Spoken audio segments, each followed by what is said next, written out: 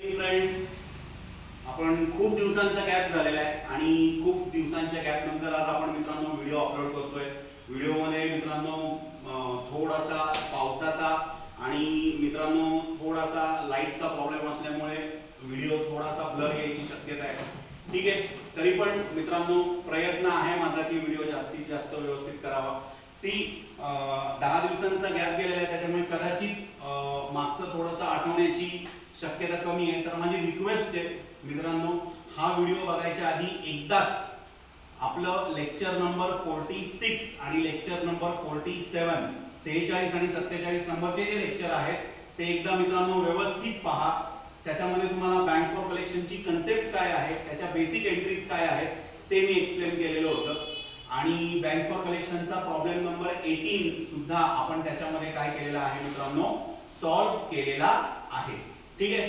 आणि अजून एक मित्रांनो, आतापर्यंत बऱ्याचशा मुलांनी, विद्यार्थ्यांनी म्हणण्यापेक्षा मुलांनी मित्रांनो 47 पर्यंतचे मित्रांनो लेक्चर पाहिलेले नाहीयेत. यावेळेस जे काही मित्रांनो मी होमवर्क दिले त्याच्यामध्ये मुलांचा खूप वेळेस होमवर्क इनकम्प्लीट राहिलेला आहे. तर मी आधीच सांगून ठेवतोय मित्रांनो, ज्यावेळेस आपण परत भेटू, लवकरच भेटणार आहोत आपण, मी तुम्हाला मित्रांनो लवकरच फोन करेल त्या संदर्भात. पण ज्या दिवशी मित्रांनो आपले लेक्चर चालू होतील त्या दिवशी आदल्या दिवशीपर्यंत मी जे शिकवलेलं आहे तिथून पुढे मित्रांनो आपले लेक्चर चालू होणार आहे.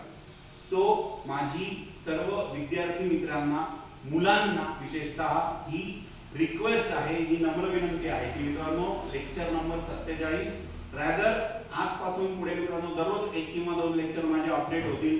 लवकरच आपण बिल्स ऑफ एक्सचेंजची रिव्हिजन पण घेणार आहोत. तुम्हाला मी मित्रांनो काही असाइनमेंट पण देईल आणि सगळ्यात महत्त्वाची गोष्ट, शक्य झालं तर आपण फायनल अकाउंट्सला मित्रांनो फेस टू फेस भेटू. नाही झालं तर मित्रांनो मी आपल्या लेक्चर थ्रू, आपल्या YouTube चॅनल थ्रू मित्रांनो तुम्हाला फायनल अकाउंट साठी भेटणार आहेच. ओके, तर परत एकदा लक्षात घ्या, 47 पर्यंतचे व्हिडिओ लवकरात लवकर पहा. आणि दुसरी महत्त्वाची गोष्ट, काही डाऊट्स असतील तर माझा नंबर तुम्हाला दिलेला आहे, कॉल करा. मुलांना परत सांगतोय, पाठीमागे राहू नका. पेरेंट्सला मी लवकरच फोन करणार आहे. ठीक आहे. तर मित्रांनो आजचा आपला प्रॉब्लेम नंबर आहे प्रॉब्लेम नंबर 43. ऑक्टोबर 2003 चा प्रॉब्लेम आहे. अतिशय सोपा प्रॉब्लेम आहे. प्रॉब्लेम मध्ये काहीही अवघड नाहीये, फक्त एक मित्रांनो आता थोडासा गॅप गेल्यामुळे कदाचित तुम्हाला थोडंसं कन्फ्युजन होऊ शकतं किंवा काही शंका असू शकतात. तर त्याच्यासाठी एकच काम करा, पहिले आपले लेक्चर नंबर 46 47 परत एकदा पहा. तुम्हाला सगळं एकदा आठवेल आणि ते आठवल्यानंतर मग आपलं आजचं लेक्चर नंबर 48 प्रॉब्लेम नंबर 43 पहा. ओके, तर मी प्रॉब्लेमला सुरुवात करतोय. प्रॉब्लेम नीट पहा आणि आपण दरवेळेस प्रमाणे मित्रांनो प्रॉब्लेमला काय करू, नंबरिंग करू. Mahesh draws a bill on Nimesh for ₹5000. महेशने काय केलेलं आहे मित्रांनो, निमेशवर बिल ड्रॉ केलेलं आहे. किती रुपयांसाठी? 5000 साठी at 3 months. So Mahesh draws a bill on Nimesh. ही काय झाली आपली एंट्री नंबर 1. पुढे काय सांगतायत, the bill is discounted with bank at ₹4925. Bill काय केलेलं आहे मित्रांनो, बँकेत डिस्काउंट केलेलं आहे. ठीक आहे, हे काय झालं मित्रांनो आपलं, हे झालं आपलं एंट्री नंबर 2. ठीक आहे, bill discounted with bank at ₹4925. On maturity Nilesh request Mahesh to renew it.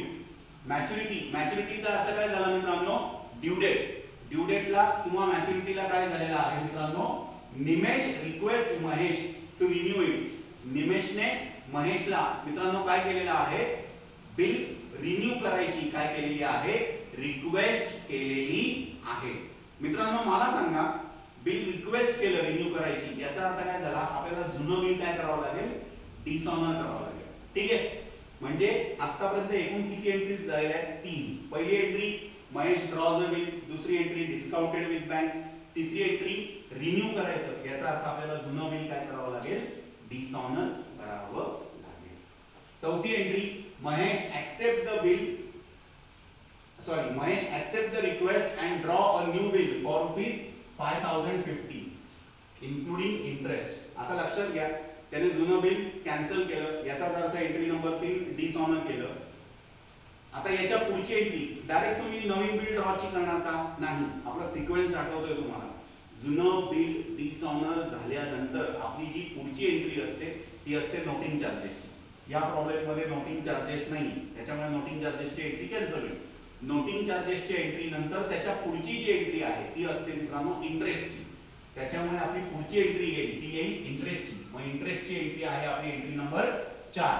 Entry number 4 नंतर मित्रांनो आपली पुढची एंट्री येईल entry number 5, draws on new bill. नवीन बिल ड्रॉ केले. समजलं? मग त्याच्या पुढे मित्रांनो काय सांगतायत ते, Mahesh deposit this bill to bank for collection.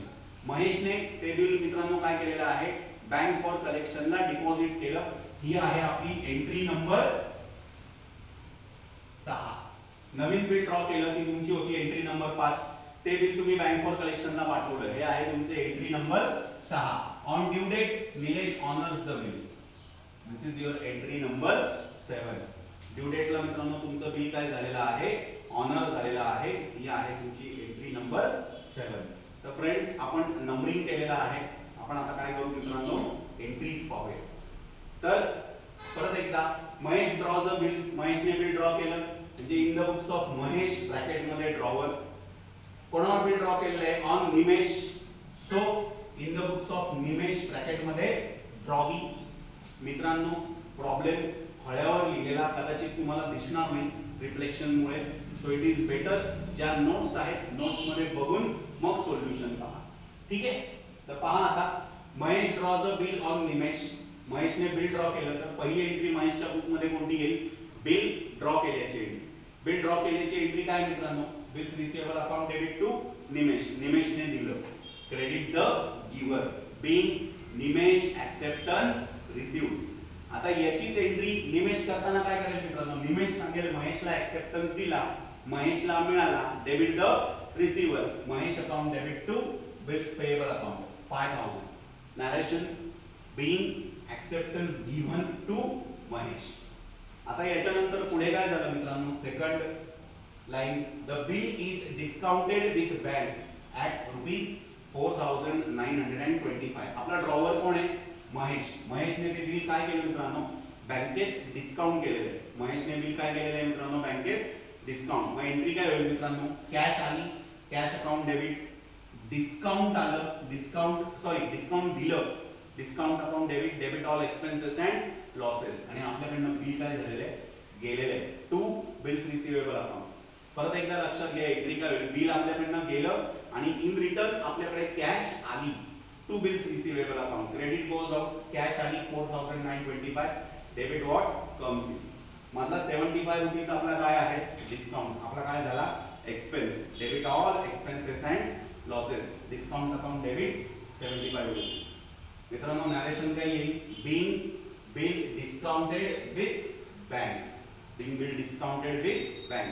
मित्रांनो बँकेने पैसे दिले, महेशला मिळाले, निमेशचा काही संबंध नाही. निमेशच्या बुक मध्ये काय येईल, नो एंट्री. आता याच्यानंतर काय झालेलं आहे मित्रांनो, ऑन मॅच्युरिटी. मॅच्युरिटीला काय झालं, निमेश रिक्वेस्ट महेश. निमेश महेशला जाऊन भेटला आणि त्याने काय केली, request to renew the bill. त्याने मित्रांनो त्याला रिक्वेस्ट केली, तू बिल काय कर, रिन्यू कर. आता बिल रिन्यू कर याचा सरळ सरळ अर्थ काय होतो, जुनं बिल कॅन्सल कर आणि नवीन बिल काढ. म्हणजे या ठिकाणी मित्रांनो ड्रॉवरला म्हणजे महेशला जुनं बिल काय करावं लागेल, कॅन्सल करावं लागेल. आपल्या भाषेत डिसऑनर करावं लागेल. हे कोणतं बिल डिसऑनर आहे मित्रांनो, हे डिस्काउंटेड बिल डिसऑनर झालेलं आहे. मग आता डिस्काउंटेड बिल डिसऑनरची एंट्री करावी लागेल मित्रांनो आपल्याला. डिस्काउंटेड बिल डिसऑनरची एंट्री मित्रांनो महेश काय करेल, निमेशकडनं घ्यायचे आणि बँकेला द्यायचे. Nimesh account debit to bank account. Asset वाढले आणि लायबिलिटी वाढली, घेणं वाढलं आणि देणं वाढलं. 5,000. आपलं नॅरेशन काय येईल friends, narration being discounted bill dishonoured on due date. ठीक आहे? आता याचीच एंट्री निमेश करताना काय करेल, निमेश मित्रांनो ऍक्सेप्टन्स दिल्याची जी एंट्री आहे महेश टू बिल्स पेएबल ती काय करेल, रिव्हर्स करेल. Bills payable account debit to Mahesh account. बरोबर आहे? नॅरेशन आपलं नेहमीचं बीइंग मित्रांनो काय केलेलं होतं, महेशला ऍक्सेप्टन्स दिलेला होता. ऍक्सेप्टन्स गिवन टू महेश, तो काय झाला, डिसऑनर्ड ऑन ड्यू डेट. आता याच्या पुढची एंट्री फ्रेंड्स 50 रुपये तुमच्या लक्षात आलं असेल, न्यू बिल ड्रॉ केलेले आहे 50-50 5050 रुपयांचं, त्याच्यात बिल ड्रॉ केलेलं आहे 5000 रुपयांचं.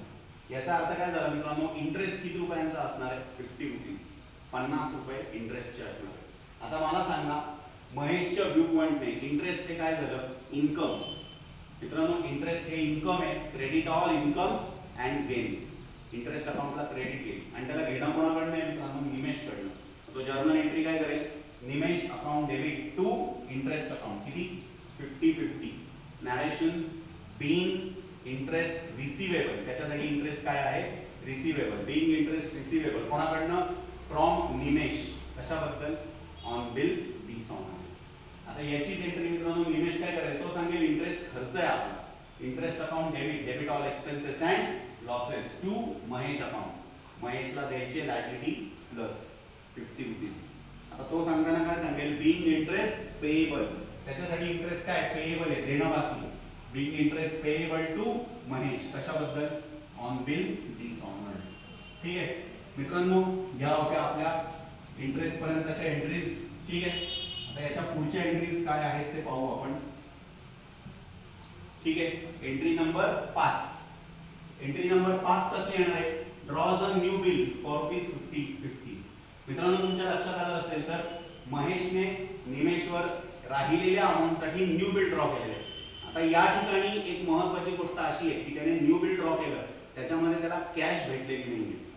सो याच्यामध्ये कॅश येणार नाही, कॅश अकाउंट डेबिट येणार नाही. आपली न्यू बिल ड्रॉ केल्याची एंट्री काय येईल, bills receivable account debit to निमेशने दिलं, to Nimesh account credit the giver. ठीक आहे, बिल आलं निमेशने दिलं 50-50. नॅरेशन काय येईल, being fresh acceptance received. Fresh acceptance मिळाला कोणाकडनं, from Nimesh. Being fresh acceptance received from Nimesh with interest, interest सह मिळाला.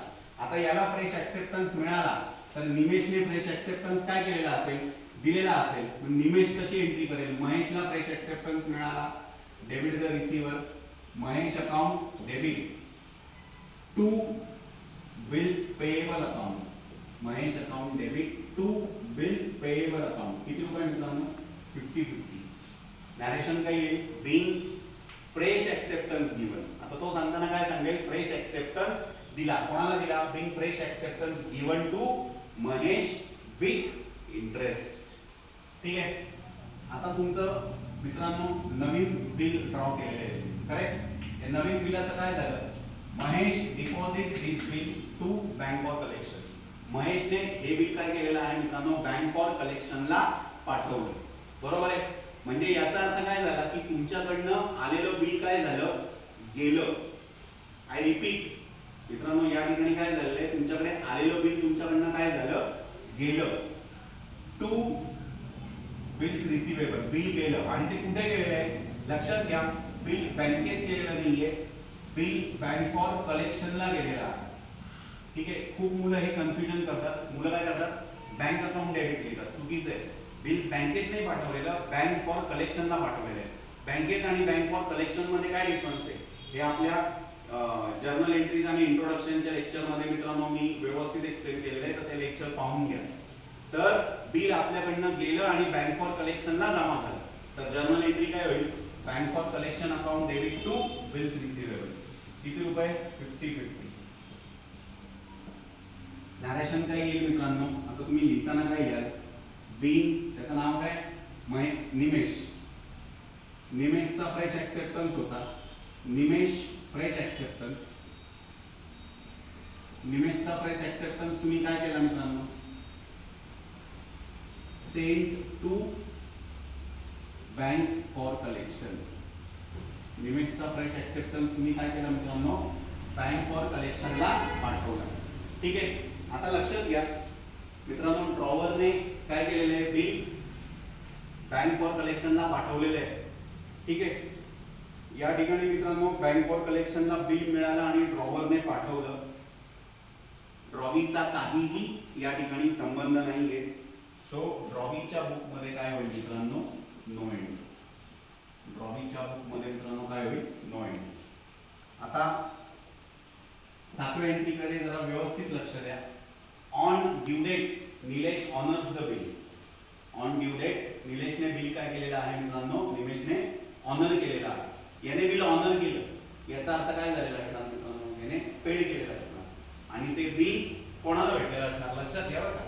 ती कॅश महेशला नाही भेटलेली. महेशने ते बिल जमा कुठे केलेले, बँक फॉर कलेक्शनला. म्हणजे ते बिल बँक फॉर कलेक्शनला जमा झालं आणि त्यांनी ते पैसे कॅश मध्ये नसतील दिलेले, त्यांनी ते पैसे बँकेत जमा केलेले असतील. ठीक आहे. म्हणजे या ठिकाणी आपली नॉर्मल जर्नल एंट्री काय आली असती मित्रांनो, बिल ऑनर झालं असतं तर cash account debit to bills receivable ही एंट्री आली असते. बरोबर आहे. पण आता काय झालेलं आहे ते नीट लक्षात घ्या. On due date Nilesh honours the bill, हे बिल कोणतं आहे, बँक फॉर कलेक्शनला पाठवलेलं बिल. मग आपली एंट्री कशी होईल, बँक बिल्स रिसिवेबल जमा कुठे आहे, बँक फॉर कलेक्शनला. म्हणून इथे टू बिल्स रिसिवेबल न लिहिता काय येईल, टू बँक फॉर कलेक्शन. बरोबर. आता तुम्ही मला सांगा, बँकेत कलेक्शनसाठी पाठवलेलं बिल बँकवाले आपल्याला कॅश मध्ये पे करतील का, नाही.